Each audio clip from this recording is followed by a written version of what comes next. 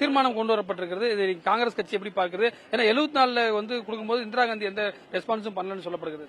இது காலத்தின் கட்டாயம் மாநிலங்களுக்கு அதிகாரம் வழங்க வேண்டும். 2024 காங்கிரஸ் உடைய மேனிபெஸ்டோ தேர்தல் வாக்குறுதியில மாநிலங்களுக்கு அதிகாரத்தை அளிக்க வேண்டும் என்று நாங்கள் வாக்குறுதி கொடுத்திருக்கிறோம்.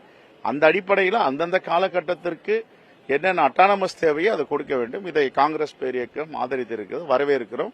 மாண்புமிகு முதலமைச்சர் கொண்டு வந்த இந்த தீர்மானத்தை ஒரு கோரிக்கையை வச்சீங்க, அது முதலமைச்சர் என்ன சொன்னார்? இல்ல, இப்போ 1974 அது பேசியிருக்காரு உரை. அன்னைக்கு பேசிய உரை இன்னைக்கு தேவைப்படுது. ஆகையால் அது புத்தகமா போட்டு இன்னைக்கு காலையில லைப்ரரியில போய் பார்த்தா அந்த புத்தகமே கிடைக்கல. கடைசியில ஒரு பழைய புத்தகம் இருந்து அதை படிச்சோம்.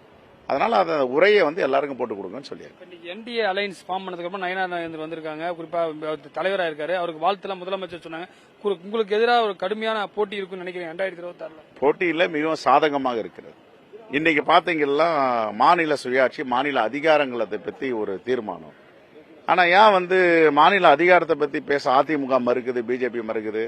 அதிமுக முன்னாடியே வெளிநடப்பு பண்ணிட்டாங்க. அவங்களுக்கு தெரியும் இன்னைக்கு இதை கொண்டு வர போறாங்கன்னு. அப்ப கூட்டணி கொள்கை வேறு, மாநில கொள்கை வேறு, மாநில உரிமை வேறுன்னு பேசுறவங்க மாநில உரிமைக்காக தன்னுடைய கருத்தை அதிமுக பதிவு பண்ணலன்ற கேள்வி இருக்கு. சோ எப்போதும் போல பிஜேபி வாக் அவுட் பேசிட்டு தன்னுடைய கண்டனத்தை பதிவு செஞ்சுட்டு போயிட்டாங்க. டிடிவி, ஓபிஎஸ் போன்றவர்களும் சேர்கிறார்கள். இன்னமும் வந்து தென் மாவட்டங்கள்ல நல்ல ஒரு வாய்ப்பு இருக்க சொல்லப்படுகிறது. உங்களுக்கு தென் மாவட்டங்களுக்கு கணிசமான வாக்குகள் இருக்கு. எப்படி? 2 செய்தி தான். மக்களுக்காக யாரும் நிக்கிறாங்க, அவங்க தான் வெற்றி பெறுவாங்க. மக்களுக்காக இந்தியா கூட்டணி இருக்கிறது வெற்றி பெறும். பொன்முடிய மீதான விமர்சனத்தை எப்படி பாக்குறீங்க? அது அவங்க கட்சி நடவடிக்கை எடுத்திருக்காங்க.